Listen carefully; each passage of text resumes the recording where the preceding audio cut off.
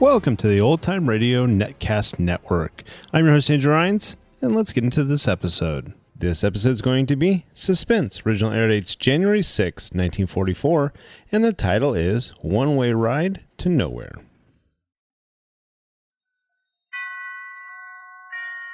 Roma Wines present Suspense.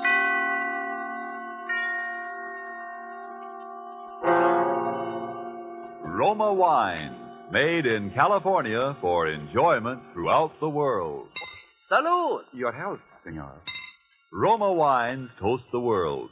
The wine for your table is Roma Wine, made in California for enjoyment throughout the world. This is the man in black here for the Roma Wine Company of Fresno, California, to introduce this weekly half hour of Suspense. Tonight in Hollywood, Roma brings you the young American actor whose sensational rise to stardom has been unparalleled in recent seasons, Mr. Alan Ladd. The suspense play which stars Alan Ladd and which is produced and directed by William Spear is called The One-Way Ride to Nowhere.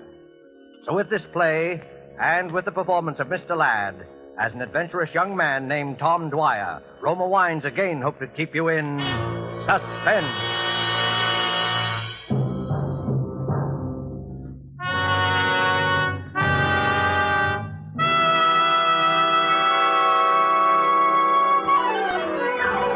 Right this way, ladies and gentlemen, the thrill of a lifetime. It's safe and sensational, and the price is only a dime. A dime, 10 cents for the fastest and the fanciest ride in Ocean City. It's not a roller coaster, ladies and gentlemen. It's an experience. We give you the breathtaking dip over Moonlight Bay. We give you the Tunnel of Love. And it's the longest and highest and the very finest scenic railway in the world. How many good-looking? 2 tickets. 2 it is. Now, listen, Tom, is this really necessary? What's the matter with you? Come on, you scared? Well, I just don't like these things, that's all. I never have. Don't be silly. It's no worse than riding to a stick-up in a prowl car. Yeah? Well, I never liked that either. Go on, get in. Oh, no, not in the last seat. That is definitely out. Okay. So we'll ride in the last seat the next time when you're over your stage price. You'll ride in the last seat the next time. For me, this is strictly a one-shot proposition, and don't expect anything different. Your safety belt, Mac. Everybody got their safety belt buckled? Okay, folks, you're on.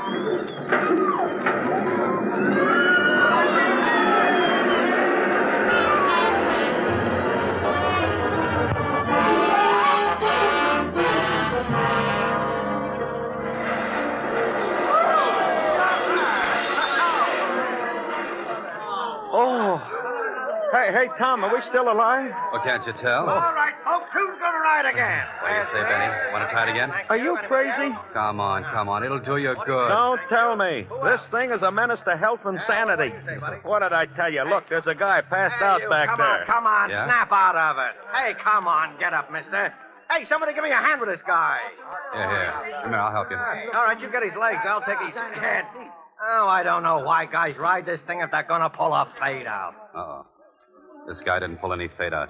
Yeah, well, he ain't exactly the life of the party. You're right there, pal. He's dead. He's what? He's dead. Holy gee. Hey, well, I better call the boss. All right, folks. You'll just have to step outside the gates, please. I'm sorry, there's been a little accident here. Everybody out, please. Go on, everybody out. Hey, what's the matter, Johnny? Guy passed out. Man there says he's dead. Oh, every season it's something. Please, folks, outside the gate. Yeah, go on. All right, stand back there. Stand back, everybody. What's the matter, Terry? That guy just died on us. Yeah, how come? I don't know. This man here looked him over. How do you know he's dead? You a doctor? No, officer, but it's not too hard to tell. Where is he? Back in the last seat. Come on, keep the mob outside, will you, Terry? Sure. Come on, break it up now, will you? Break it up. This the guy? Yeah.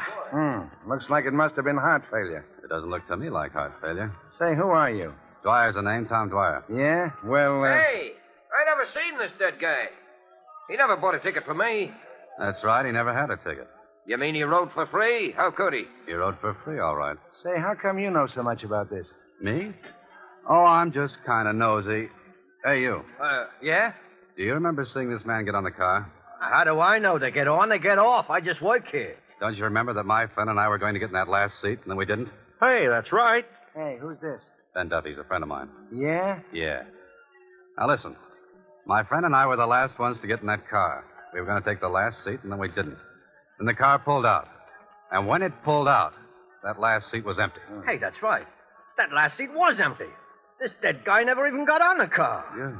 Now you're getting someplace. All right, Dick Tracy, I'm listening. A roller coaster car starts out from this platform all hunky-dory and rips around the tracks about 90 miles an hour. And when it gets back here, there's a dead guy on it that wasn't on it when it started. How do you think he got on there? Dropped out of the sky? Well, figure it out for yourself, pal. If he wasn't in the car when it started, then someplace along the line he was dumped on it. And guys who have been dumped are generally guys who have been murdered.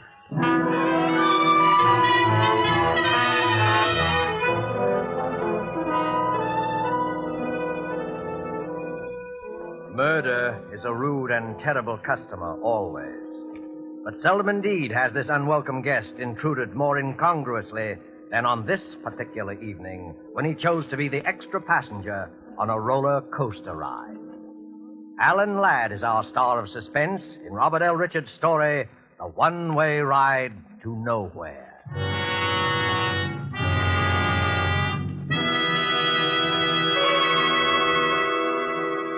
You have heard the prologue for tonight's tale of Suspense. Before we return to Ocean City, the scene of our drama, let's take you for a moment to a pleasant spot to the south. Where are we now? Along the Caribbean, looking into a smart cafe. Capitan! Capitan! Si, senor. You have a fine port wine? I should like something special. Perhaps you, Si, senor. Imported from California. A wine excellent. Roma, California port. It's true that in many countries of the world, distinguished Roma wines are imported. Red wines, white wines, dessert wines, sparkling wines. Prized and enjoyed by wine lovers of these countries as rare delights. In many parts of the world, it's been discovered that our own California's sun and soil, plus the skill of Roma's vintners, are to be thanked for some of the truly fine wines. Yet to Americans, Roma wines cost little, for we pay no excessive import duty or shipping costs. Yes, you can serve Roma wines often and proudly to your most knowing, most critical guest. For Roma wine is America's largest selling wine, and at only a few cents a glass. Why not let Roma wines add their delight to your family meals and your family's enjoyment? Buy wine tomorrow and specify Roma, R-O-M-A, made in California for enjoyment throughout the world. And now it is with pleasure that Roma Wines bring back to our soundstage Mr. Alan Ladd in The One-Way Ride to Nowhere, a tale well calculated to keep you in suspense.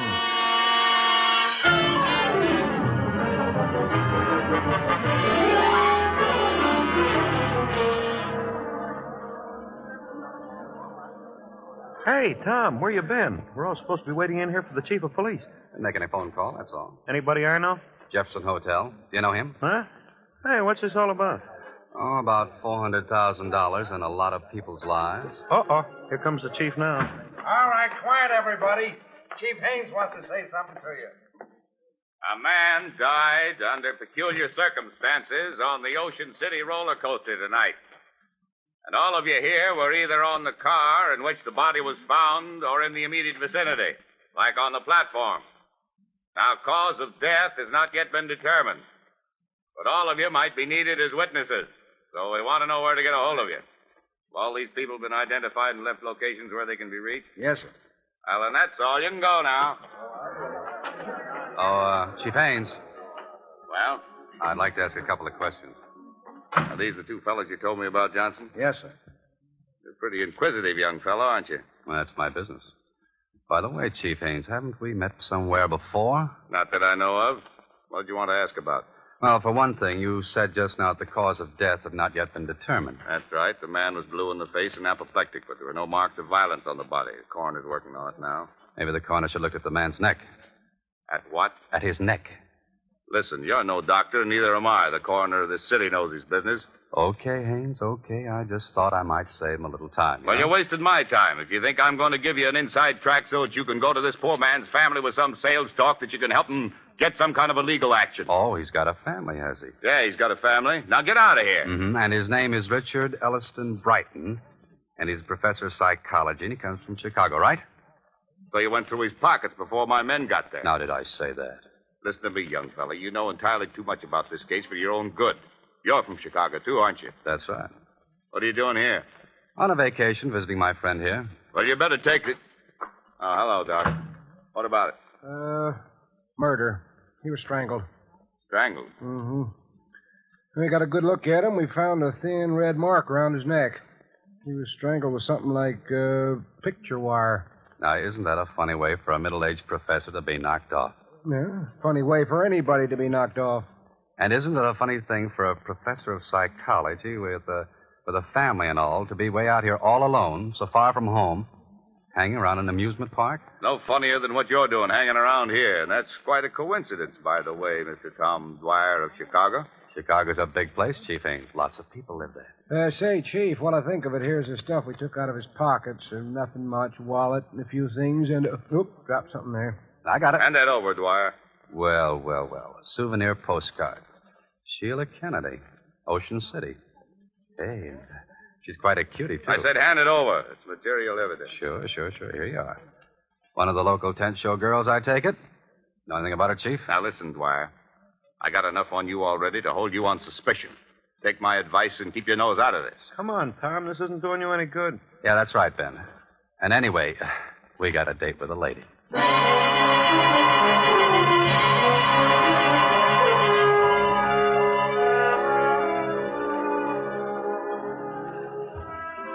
lovely. They're luscious. They're delightful and they're daring.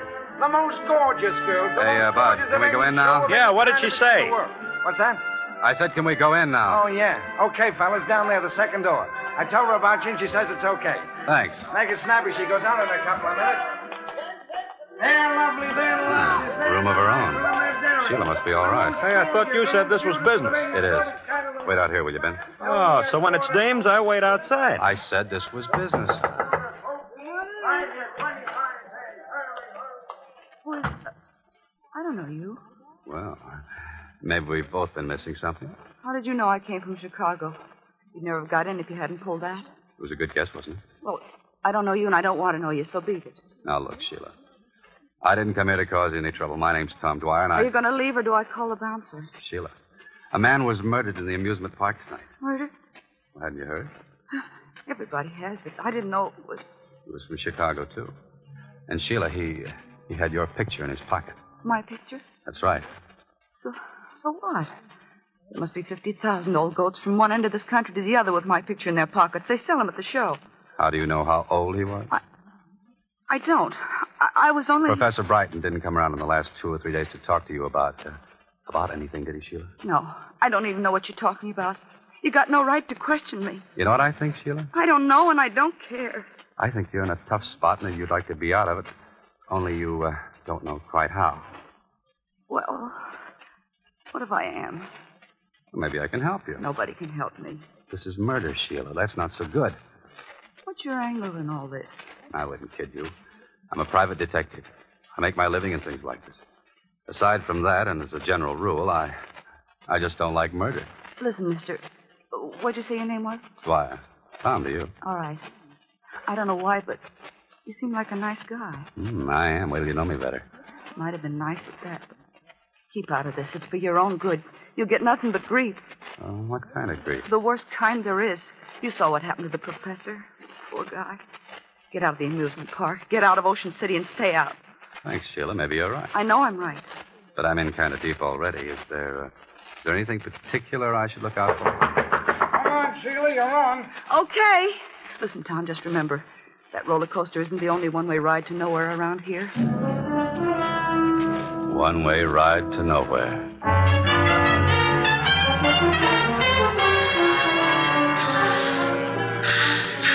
Hey, you're 10 for 25, dear. Now who's next?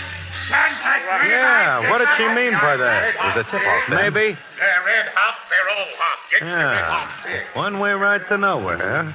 That's what the professor got all right for free, but how? He was dumped on. I still say how. Well, that little problem doesn't bother me, but... The one and only, the bulletproof Hey, listen. automobile that took 3 men on a Did you hear that? one-way ride Yeah. to nowhere. Step right One-way in, ride ladies to and gentlemen. nowhere. Our Come on. show is about to begin. Hey, I think it's around there to the right.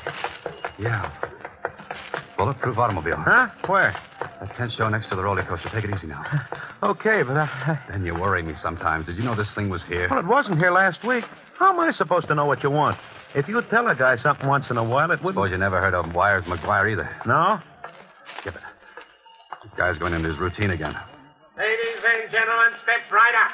Inside you will see the actual bulletproof automobile in which the famous Jarvis gang sped from the scene of the $400,000 Springfield mail robbery, the most daring hold-up in modern times. Now, this is the very limousine in which they were pursued for 50 miles. 3 of them died. The 4th became a raving maniac on that last fatal one-way ride to nowhere. Step right in, ladies and gentlemen, and this show is about Benny. to begin. Benny, now I know I'm right. Is this what you came down here for? Not exactly, but there's been some funny talk lately about this mail robbery job in some funny place. I still don't get it. There were 4 guys in on that. 3 of them dead and the others in the bug house. That kind of closes the books, don't it? I'll give you a little tip, Benny. They never found the money. Huh? And the insurance company's got a standing offer of a 10% reward. $40,000. Step right over, gents. The original bulletproof automobile. Okay, maybe we'll at that. How much? 2 bits apiece. Yeah. Step right inside, gentlemen. Now the car that you see before you, You is the don't have much business, do you? Hey, what are you, a couple of public accountants? No offense. It just seems too bad. It's a small exhibit. You're telling me. These hicks down here, they don't appreciate nothing. It must be pretty hard judging what the public will go for. Yeah. I thought this murder automobile would be a sensation, something modern, you know. And my brother found it in a junkyard in Indiana. Cops must have sold it at auction or something. Look, would you really like to get rid of this heap? Like to? Don't worry, I already have. Yeah? Listen, brother, the minute I found out that I had a turkey, I went out and found me a sucker, but quick. Well, how did you find it? Well, I didn't exactly find him. He come by, you see. He's making some sort of a collection for some cops museum. Capone's bulletproof car, Dillinger's artillery. You know, I got my price, though. Oh, no, isn't that too bad, Benny? Hmm? Oh, yeah, sure it is. What's too bad about it? Well, to tell you the truth, we're making sort of a collection ourselves for a big New York exhibitor. And Sure. I thought maybe we could do a little business. Oh, I'm sorry, mister. I just closed the deal tonight. If you'd only come around just a couple hours sooner, you... Well, do you suppose this man you sold the car to would be interested in selling at the right price? I don't know. It'd cost you plenty, though. Confidentially, he paid me $1,000, cash. Well, where could we find this guy? Well, he should be here any minute. He's going to pick up the papers and things. Hey, you want to come out in back and wait from there? I was just going to knock off anyway. Well, thanks. I know, but You know, I had a hunch maybe I should have held on. How's a guy supposed to know in this crazy business? Here you are. Well, quite a cozy little place you got here. That's all right. Sit down, make yourself at home. Hey, what's that? Huh? Oh, them roller coasters. The tunnel goes right under the floor here. It's enough to drive you nuts. Yeah, I can imagine. That door over there must open up right where the tunnel comes out, huh? I guess it does at that. I never looked. It's all nailed up. Hey, there used to be another wing on this building in the old days, wasn't there? That was a door to it. It might have been. Yeah, I guess it was. Say, does this Mr. The guy I sold the car to, McGuire. McGuire. Yeah. Oh. Does he have a sort of a business manager with him or anybody like that? Well, he's had a couple of guys with him once in a while. I really didn't pay no attention. I suppose he's been hanging around here fairly steady the last few days, huh? In and out, you know. He ought to be here anyway. Oh, here he is now. Yet I don't. Hello, Mr. McGuire. We was just talking about you. Yeah? Who was? Me and these 2 gentlemen. They want to see you about... Was this the guy that came to see you, Sheila? I don't know. Sure I am, Sheila. Come on, tell him. Well, I guess that's him. Okay. You can run along to the hotel, honey. Ed, listen. Please Do don't. like I tell you. Harry, you stay here with me. Okay, Ed. I got all your papers and things, Mr. McGuire. Everything's here in this envelope. Thanks. And what you 2 fellas want to see me about? Just a little business proposition. My name's Tom Dwyer, and this is Ben Duffy. Hiya, Mr. Ed McGuire. McGuire.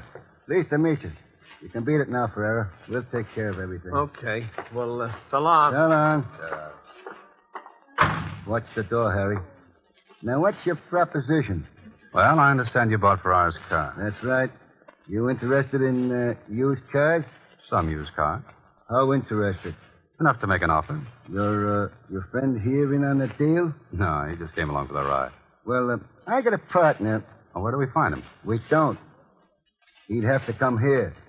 And we'd have to send somebody after him. Somebody like your friend. Okay. Now, listen, Tom, I don't... What's his name and how does my friend find him? Name is Johnson. George Johnson. He's at 2854 Drexel Boulevard. Just tell him I sent you. Tom, I don't think I ought to leave. Take it easy. And while you're out, I wish you'd do something for me. First. What? Pick up my mail. It won't be out of your way. Your mail? Yeah, that's right. Do that first. I'm expecting a very important special delivery, and I want you to stop by the Jefferson Hotel, where I'm staying, and ask for a bellhop named Ted Martin. He takes care of all my stuff.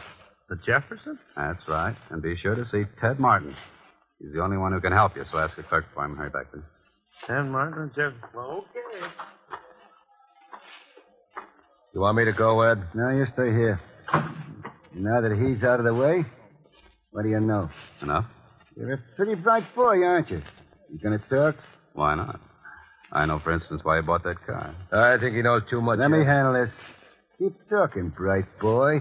Well, after that Springfield mail job, nobody ever found the money. $400,000 is a lot of lettuce. And you think it's still somewhere in that car. Did you figure it out all by yourself, or did you get a tip when you were in the federal pen, along with Duke Jarvis? You know any more cute answers, bright boy? Sure. I come from Chicago. I know that around there you got a nickname, and they call you Wires. I told you knew too much. Mm-hmm. On account you got a reputation of being very handy at disposing of troublesome guys with a length of picture wire twisted around the neck. Have you any idea what you've just talked yourself in for, bright boy? I know what I'll talk you in for if you don't play ball. Well, now, what do you think of that? I think we're wasting time. Listen, McGuire. I not only know how you killed Professor Brighton, I know why. Sure you do, bright boy. Sure you do. You think I'm kidding, huh? Professor Brighton was a psychiatrist. They used to call him into the federal pen to examine guys who were wacky. They called him in to examine Duke Jarvis. Duke was the last of the Jarvis gang. The rest were all killed in the holdup. He was wacky, all right. So wacky, he let slip about the money being still hidden in the car. So, when the professor heard about the car showing up, he thought he could pick up a piece of change. The poor guy, only you caught up with him first, huh? You got it all figured out, haven't you? Yeah, all but one thing. I don't think you're smart enough to pull this all by yourself. I think you do have a partner. I tell you, we're wasting time, Oh, man. no, we're not. Now, listen, bright boy. Who are you working for? What difference does that make? Palantes. Don't you think I want to know who else is in on this? What do you say, bright boy? There's nobody. I'm working alone. Cover him, Harry. Okay. You'd better talk, bright boy. There's nothing to say. Who else knows about this? Nobody. This ain't gonna do your face any good, bright boy. Talk. Got him. Talk.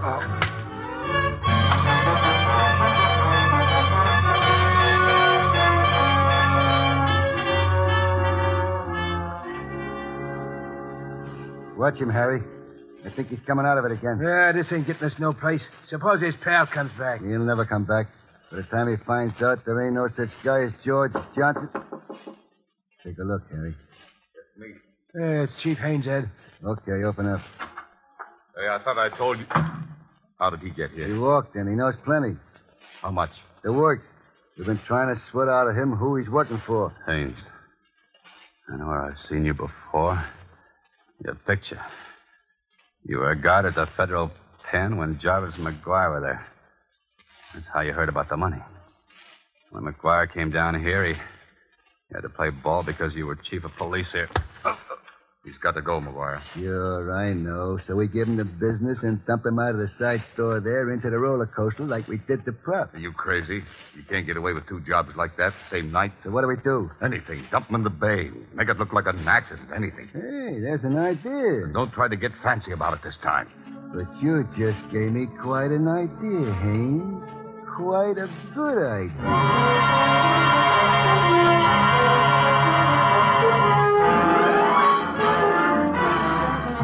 The fastest and the fanciest roller coaster ride in Oakland. Keep that hat down over his face and hold him up straight. Yeah, I got him. What seat do we want? What's the difference? Car's almost empty anyway.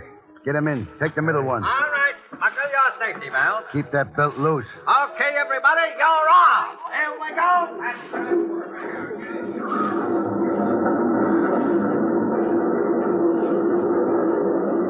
going into the tunnel now. Tie his hands and feet while we're in the dark. Yeah, I'm doing it now. Got the sash weights on him? Yeah, around him. We're out now. Watch him. Hey, what was that? What's the difference? Hang on, and we're starting up.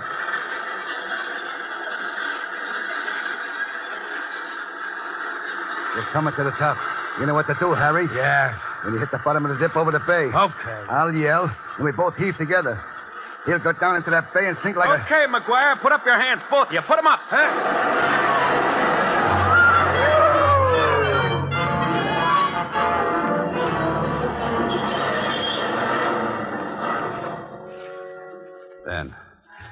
Then you made it. Tommy, you okay?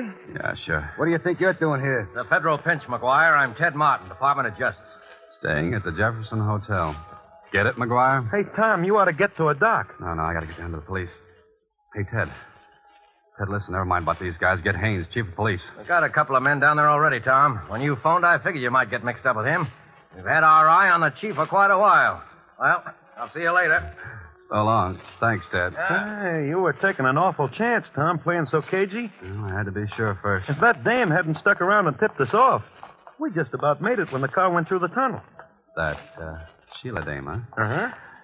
Say, Ben, I think I got a date with a lady. Oh? So what do I do? Well, I'll tell you. Here's a dime advance out of your $20,000 reward. Go take a ride on the roller coaster.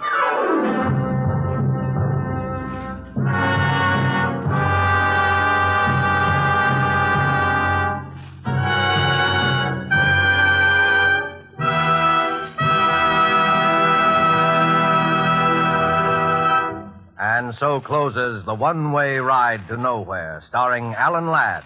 Tonight's tale of Suspense. In just a moment, we'll hear again from Mr. Ladd. First, though, may I pass along this thought. Spotted about the globe, wherever wine grapes grow, there are a few wineries whose products are made for world enjoyment. Among such wineries, right here in California, are those of Roma. And we who live in America have the pleasure of enjoying Roma wine at exceptionally low cost. For we buy it free of duty and free of excessive shipping costs. Try, for instance, Roma California Sherry. Here is the queen of appetizer wines. And not only that, a wine so delicious, it is suitable to serve at any time, cool or chilled. But no matter what your preference may be, you will find a Roma wine costing far less than you would expect to pay for such distinguished wine.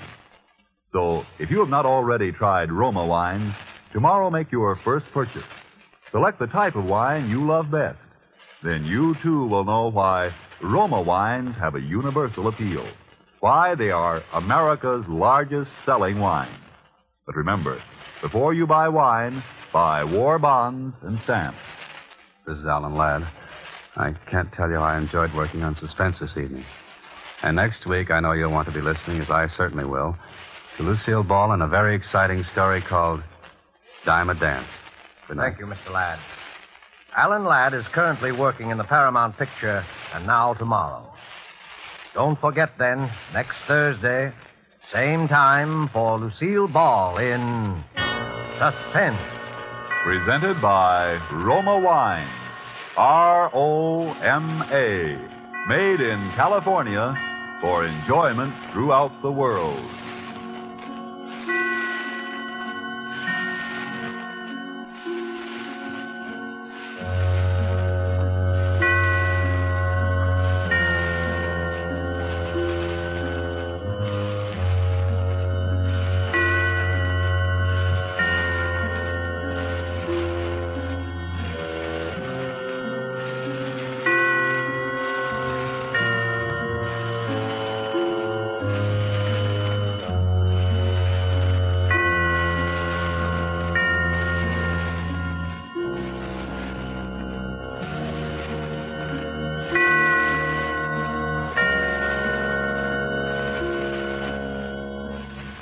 This is the Columbia Broadcasting System.